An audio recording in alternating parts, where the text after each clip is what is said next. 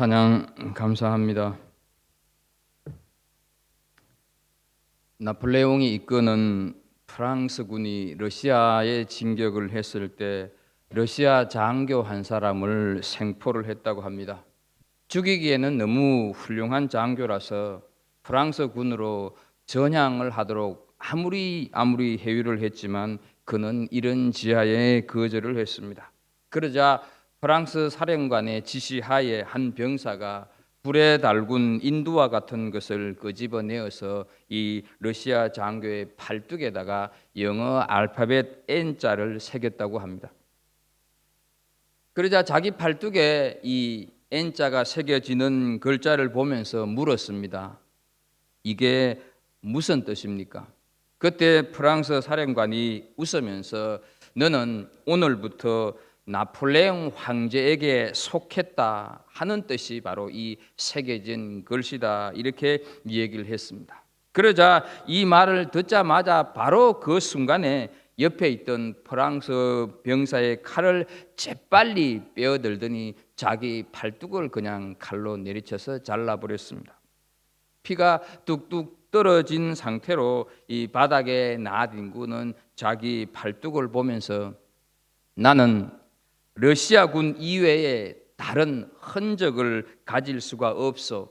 나는 영원히 짜르 황제에게 속해 있을 따름이요, 이렇게 말을 했다고 합니다. 인간적인 편법으로 얻은 이스마엘의 그 재롱에 푹 빠져서 하나님의 언약을 잊고 살아가고 있던 아브라함에게 13년 만에 하나님께서 찾아오셨습니다.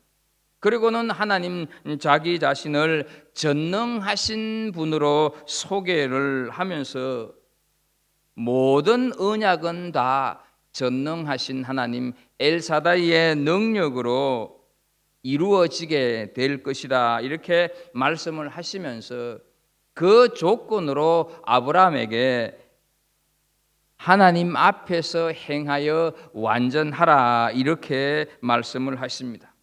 그 말씀 앞에 납작 엎드린 이 아브라함의 태도를 보면서 하나님께서는 모든 것을 용서하시면 물론이거니와 열국의 아버지라고 하는 뜻을 가진 아브라함이라고 하는 새 이름을 허락하시면서 너는 여러 민족, 여러 왕들이 나오는 여러 민족의 아버지가 되게 하겠다, 이 언약을 세우고 있는 것을 우리는 지난 시간에 살펴보았습니다.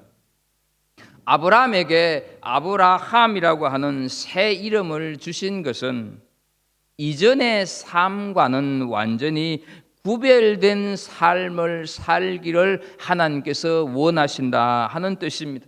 그리고 그 언약을 지키고 기억하도록 하나의 의식을 요구하시는데 그것이 오늘 본문에 나오는 할례다 하는 것이죠. 달라진 이름에 어울리는 영적인 변화와 성숙이 눈에 보이도록 사인을 하는 의식이 오늘 본문에서 말씀하시는 할례다 하는 것이죠. 그래서 우리는 오늘 이 할례에 대해서 좀 살펴보도록 하겠습니다. 먼저 할례라고 하는 것은 언약의 표징입니다. 오늘 10절 11절 말씀에 보게 되면 너희 중 남자는 다 할례를 받으라. 이것이 나와 너희와 너희 후손 사이에 지킬 내 언약이니라.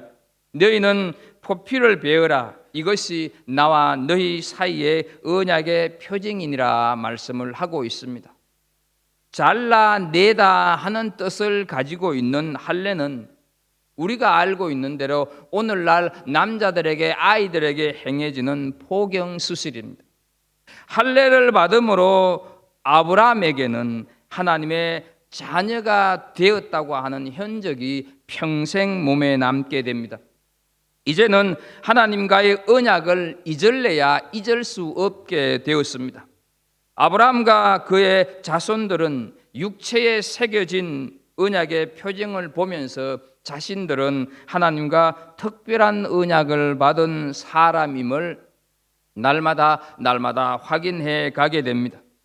이 할례 언약은 잘라내 버렸기 때문에 원상복구를 하기에도 불가능하다 한 것이죠.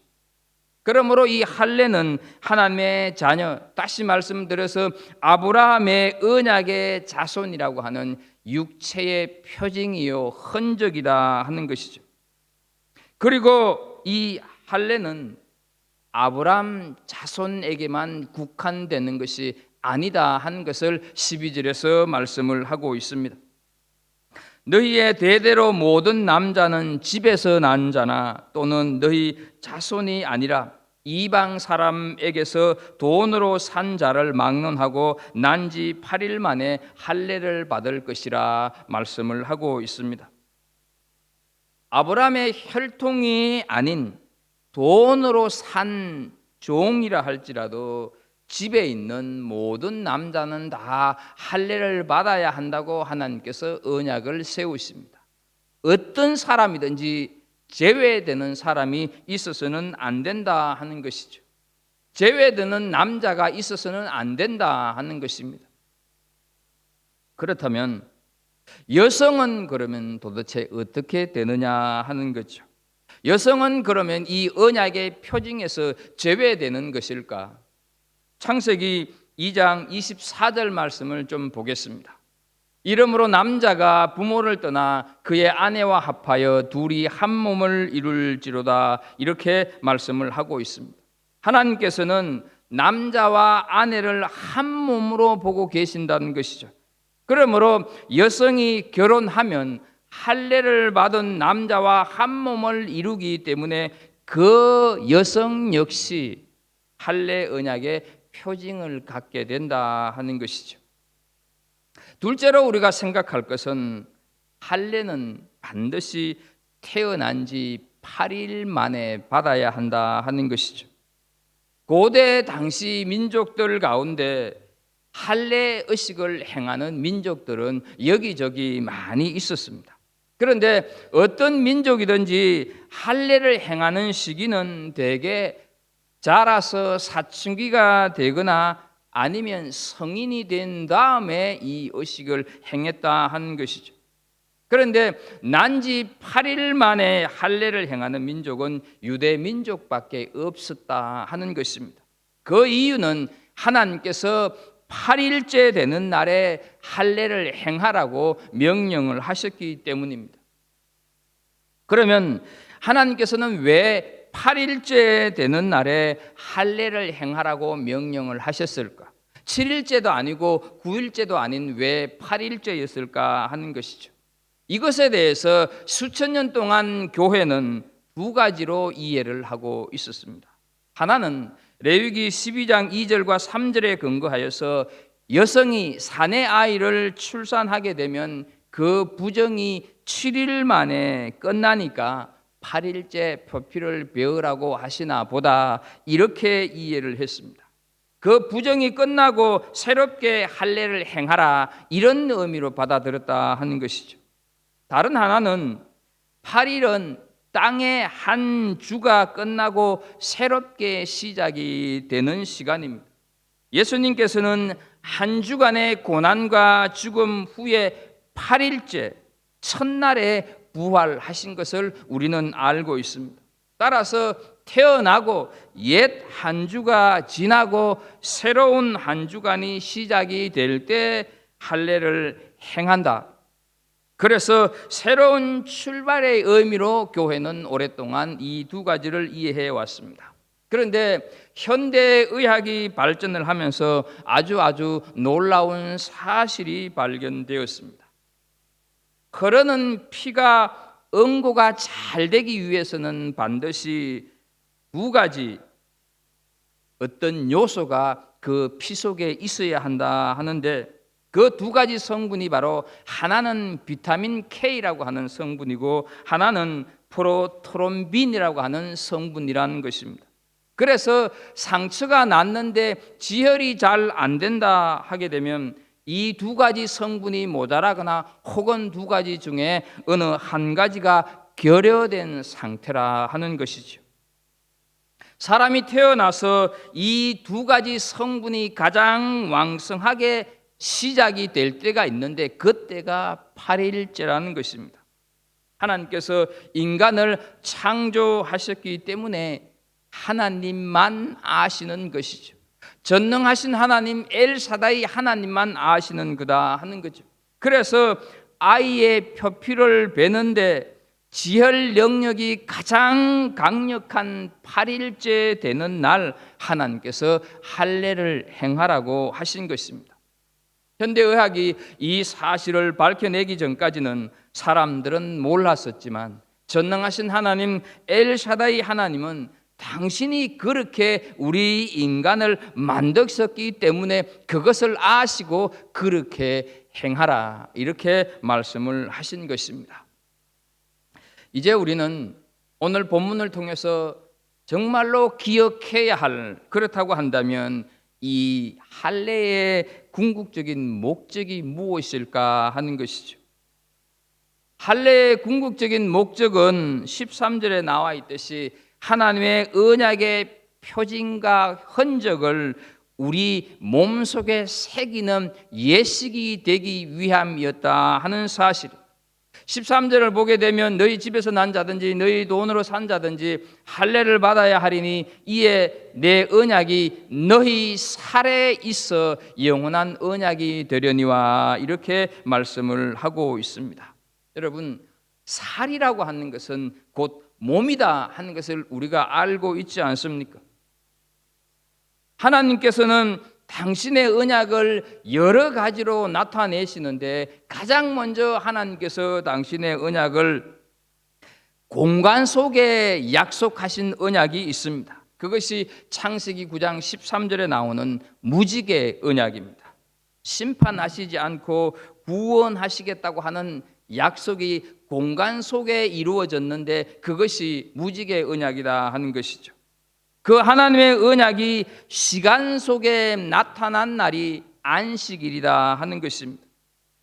그 하나님의 언약이 또 하나 나타난 것이 있는데 그것이 바로 우리 몸에 나타난 언약이 있는데 바로 이 우리 몸에 새겨진 할례다 하는 것이죠. 하나님께서 내가 너희 몸속에 내 언약의 표징, 흔적을 새기겠다 하는 말씀입니다. 그렇다면 우리는 또 왜 하필 이 할례를 몸에 새기는 것을 남자의 생식기에 새길까 하는 것이죠. 먼저 하나님께서 우리 몸 어디엔가 잘라낸다고 한다면 흉터가 남아서 흉하지 않겠습니까? 두 번째는 할례를 행한다 하는 것은 아주 위생적이라서 청결의 목적이 동시에 이루어지는 것입니다. 그리고 남자의 생식기는 생명을 상징하는 것입니다. 그 생명을 상징하는 표피를 잘라내는 것이 바로 그 이유다 하는 것이죠. 그 생명의 옛 껍데기를 벗겨내고 이제부터 이 생명을 하나님께 드린다 하는 결단이 바로 할례다 하는 것이죠. 나는 하나님의 백성이다. 나의 옛 생명은 죽었고 이제부터 새 생명으로 살아야 함을 결단하는 표징이요 흔적이 바로 이 할례 의식이다 하는 것이죠. 그렇다면 여러분, 아브라함이 너무너무 잘나서 능력이 많아서 혹은 아브라함이 하나님을 찾아와서 혹은 이 아브라함이 하나님의 복을 받을 자격이 있어서 이런 언약을 세우실까 하는 것, 전혀 그렇지 않다 하는 것이죠. 아브라함은 하나님을 전혀 몰랐습니다. 오히려 아브라함의 가정사를 보게 되면 우상을 만들어 파는 집안의 한 사람이었다 하는 것이죠. 초라하고 연약한 그런 인간에 불과했음에도 불구하고 하나님께서 먼저 그에게 다가가셨다 하는 사실입니다. 그리고는 언약을 맺고 그리고는 아브라함에게 말할 수 없는 은총을 쏟아 부어 주셨습니다. 그 은총의 표징으로 지금 할례를 행하고 있다 하는 것이죠. 여러분, 우리 역시 별로 보잘것없는 존재였습니다. 우리 역시 고집불통이고 우리 역시 아주 강팍한 존재지만 하나님의 은총 가운데 여기 있음을 우리가 알아야 할 줄로 믿습니다. 그런데 세월이 지나면서 이 순서가 뒤바뀌기 시작했다 하는 것이죠.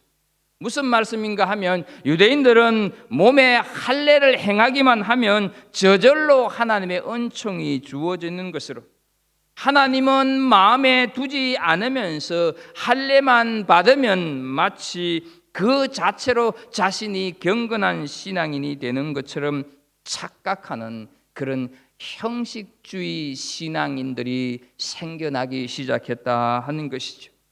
그래서 하나님께서는 신명기에서 이런 자들을 경고하고 있습니다. 여러분, 신명기 10장 16절을 보게 되면 그러므로 너희는 마음의 할례를 행하고 다시는 목을 곧게 하지 말라 말씀을 하고 있습니다. 여러분, 신명기는 우리가 알고 있는 대로 모세가 기록한 말씀 아닙니까?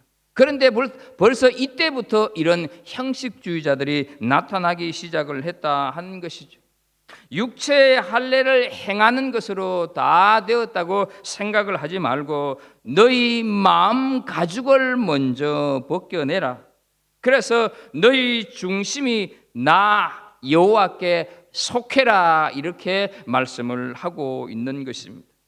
몸에 행하는 것만으로 아브라함의 자녀가 되고 하나님의 자손이 되는 것으로 그렇게 생각하지 말라 하는 말씀입니다. 여러분, 아브라함이 언제 하나님께 의롭다고 인정을 받았습니까? 할례를 받기 전에 이미 우리가 공부해 온 대로 창세기 15장 6절에 믿음으로 이미 하나님 앞에 의롭다함을 받았다 하는 것을 우리는 알고 있습니다. 그러므로 진짜 할례는 육신이 아닌 마음에 하는 것이 진짜 할례다 하는 것이죠. 마음으로 전적으로 하나님을 신뢰하고 인정하면 그분의 말씀대로 살기를 즐거워하는 신앙의 열정이 있는 사람이면 이미 진정한 할례를 경험한 사람들입니다. 조금 전에 우리는 예배를 시작을 하면서 사도신경을 고백했습니다. 그런데 그 사도신경의 처음 고백이 이렇지 않습니까? 전능하사 천지를 만드신 하나님 아버지를 내가 믿사오며, 내가 믿사오며. 믿는다고 하는 말이 제일 뒤에 나옵니다. 그러나 라틴어 원문에 보게 되면 크레도라고 하는 이 믿습니다 하는 말이 제일 먼저 나온다고 하는 사실을 기억하십시오. 이 믿습니다인 라틴어 크레도에서 도는 드린다 하는 뜻이고 크레는 심장이라고 하는 뜻을 가지고 있습니다. 그러니까 믿는다고 하는 것은 내 심장을 드립니다 하는 뜻을 가지고 있다는 것이죠. 내 심장을 드리기 때문에 내 삶도 내 육체도 다 주님께 따라가게 된다는 것입니다. 표피를 벗겨내고 내 생명을 하나님께 드리는 것이 할례라고 한다면 내 생명을 드리기 위해서는 내 중심이, 내 마음이 먼저 드려져야 하는 것 아닙니까? 마음이 먼저, 내 중심이 먼저 들어질 때 그 결과에 내 생명, 내 몸이 따라가게 된다 하는 것입니다. 그래서 그 외식하는 형식주의자들에게 마음의 표피를 먼저 베어내라. 그리고 너희 마음 중심에 하나님을 모시고 너희 마음 중심을 하나님께 드리라고 경고하고 있다 하는 것이죠. 신약 성경 로마서 2장 29절에도 마음의 할례를 참 강조를 하고 있습니다. 현대인의 성경으로 한번 우리 같이 읽었으면 좋겠습니다. 함께 읽습니다. 오히려 마음의 참된 변화를 받은 사람이라야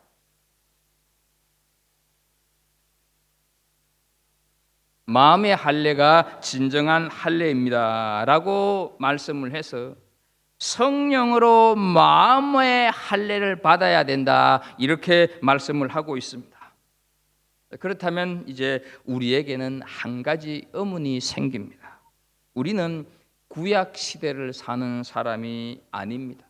우리는 21세기를 살고 있는데 이 구약 시대의 할례가 오늘 우리에게 어떤 의미가 있을까 하는 것입니다. 나는 지금 2020년 12월 6일을 살아가고 있는데 수천 년 전에 이 할례가 오늘 나하고 어떤 관련이 있는가 하는 것이죠. 골로새서 2장 11절 말씀을 좀 보겠습니다.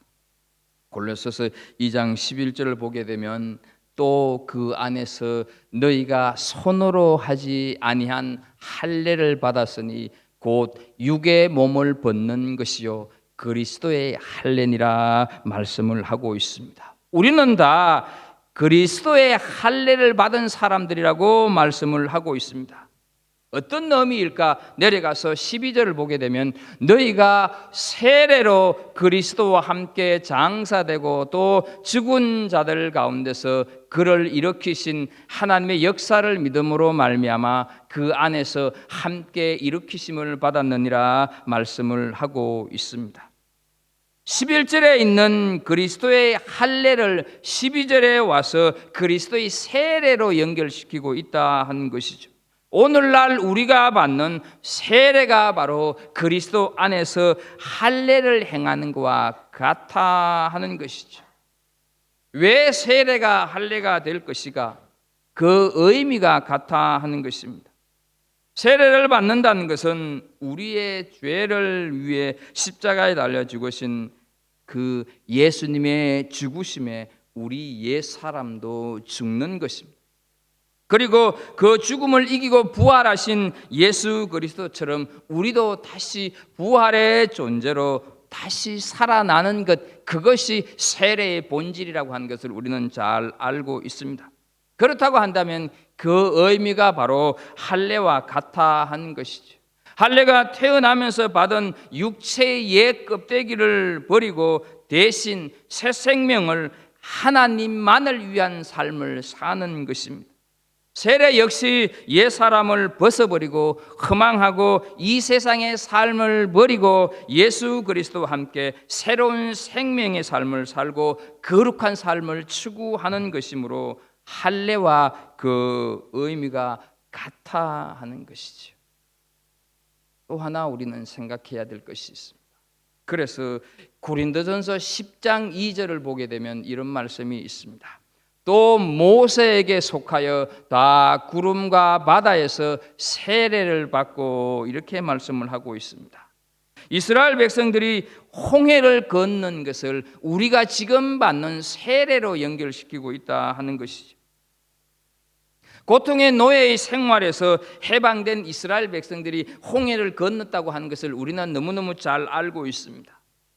홍해 바다가 갈라져서 이스라엘 백성 200만이나 되는 이스라엘 백성들이 홍해 바다를 건너갔을 때 어떻습니까? 다 건너가자 이 홍해 바다가 다시 합쳐져서 뒤를 따라오던 이집트의 그 수많은 군사들이 다 물에 몰살당했다고 하는 걸 우리는 다 알고 있습니다.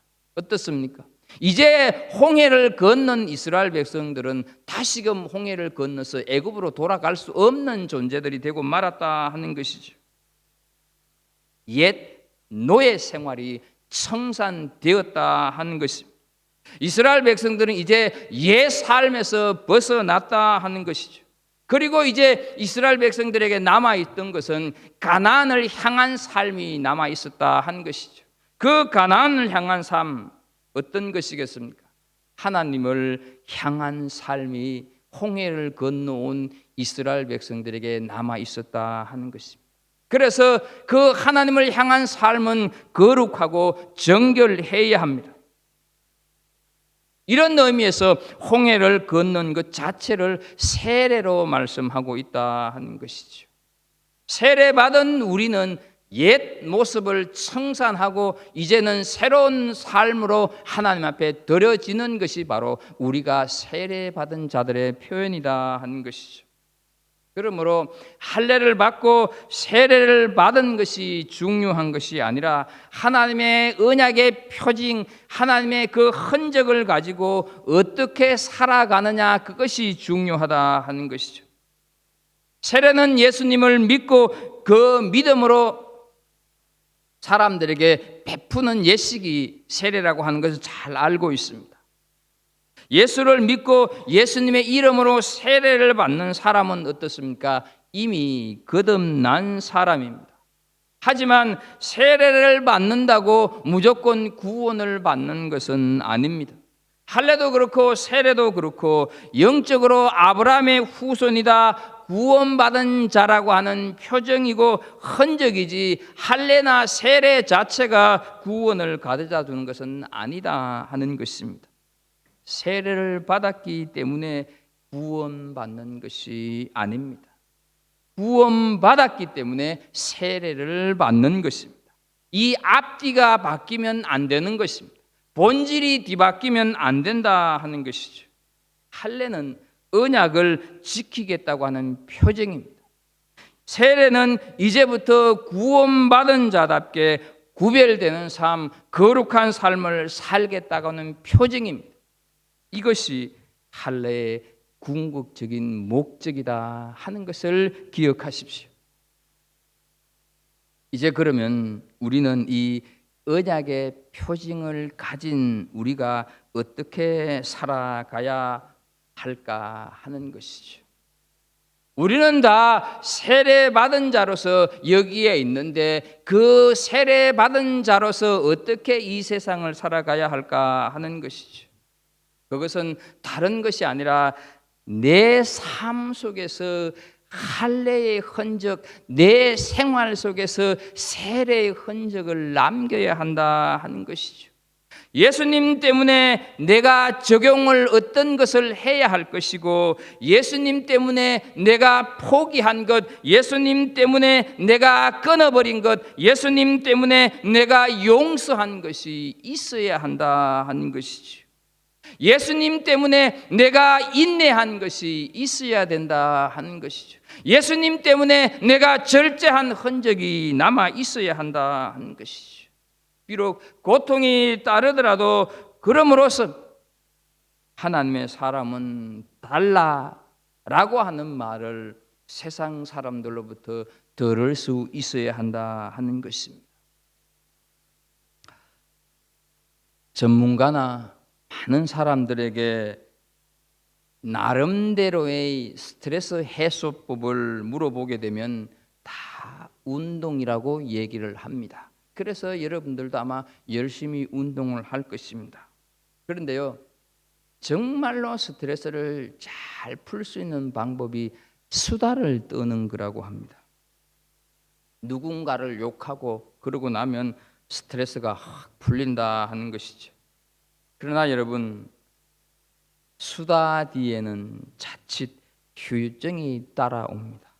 한번 내뱉은 말은 주워 담을 수가 없기 때문에 수다를 떨며 적극적으로 내뱉는 말은 걷잡을 수 없는 갈등을 불러일으키기도 한다 하는 것이죠. 그러므로 우리는 입에도 할례를 행해야 한다 하는 것이죠. 말의 할례, 언어의 할례가 있어야 한다 하는 것입니다. 해야 할 말도 때로는 참고 침묵해야 합니다. 침묵 끝에 나오는 말이 더 힘이 있습니다. 부부라고 부모, 자식이라고 할 말 다 하는 것이 아니다 하는 것이죠. 피차 믿음의 분량이 다르기 때문에 다른 말이나 아무 말이나 해서는 안 된다 하는 것입니다. 할례를 받았다, 세례를 받았다고 하는 것은 이미 구별된 존재가 되었고 구별되게 살아야 한다는 뜻입니다. 다르게 살아야 한다는 메시지라 하는 것이죠. 군인은 군인다워야 하고 경찰은 경찰다워야 합니다. 목사는 목사다워야 하고 성도는 성도다워야 한다는 것입니다. 예수님께서 이런 말씀을 하셨습니다. 산상보훈 중에 마태복음 5장 13절에 보게 되면 너희는 세상의 소금이니 소금이 만일 그 맛을 잃으면 무엇으로 짜게 하리요 후에는 아무 쓸데없어 다만 밖에 버려져 사람에게 밟힐 뿐이니라 말씀을 하고 있습니다. 소금이 맛을 잃으면 그 순간부터 존재 가치를 잃어버리게 된다 하는 것이죠. 소금에는 소금 맛이 있어야 합니다.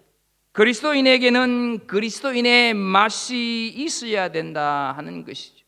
언약의 표징, 언약의 흔적을 가진 사람다운 삶이 있어야 한다는 것입니다.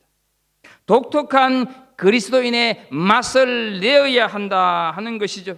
그것이 세상 사람들이 우리를 볼 때 우리의 매력이 되어져야 한다 하는 것입니다.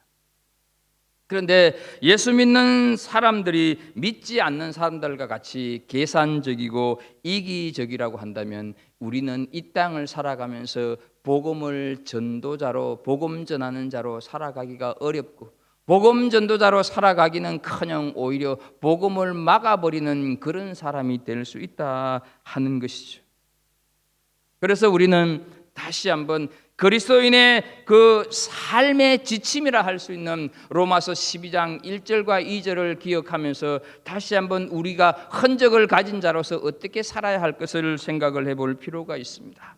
그러므로 형제들아, 내가 하나님의 모든 자비하심으로 너희를 구원하노니 너희 몸을 하나님이 기뻐하시는 거룩한 산 제물로 드리라. 이는 너희가 드릴 영적 예배니라. 너희는 이 세대를 본받지 말고 오직 마음을 새롭게 함으로 변화를 받아 하나님의 선하시고 기뻐하시고 온전하신 뜻이 무엇인지 분별하도록 하라 말씀을 하고 있습니다.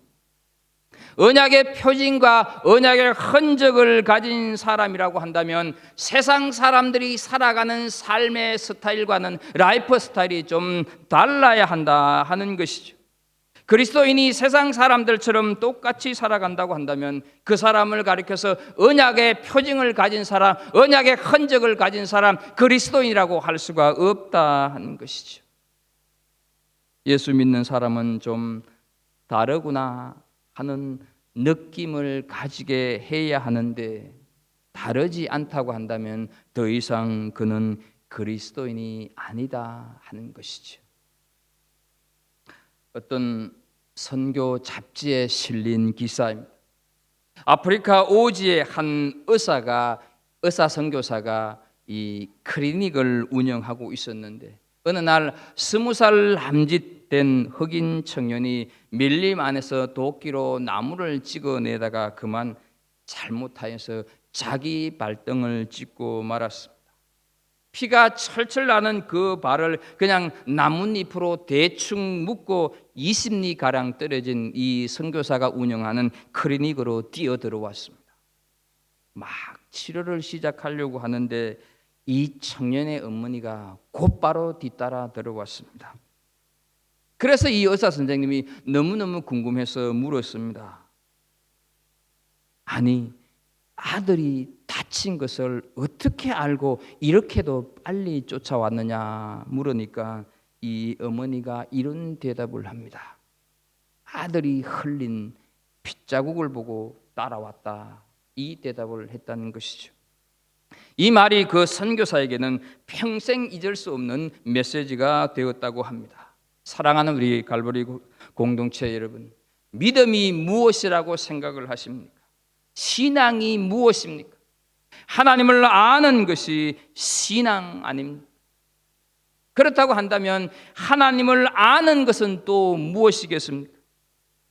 내가 하나님을 안다고 하는 것은 내 허물과 죄를 대신 짊어지시고 십자가에서 피 흘리신 예수님의 핏자국을 표징으로 흔적으로 삼고 날마다 예수님을 알아가는 삶, 이것이 신앙 아니겠습니까?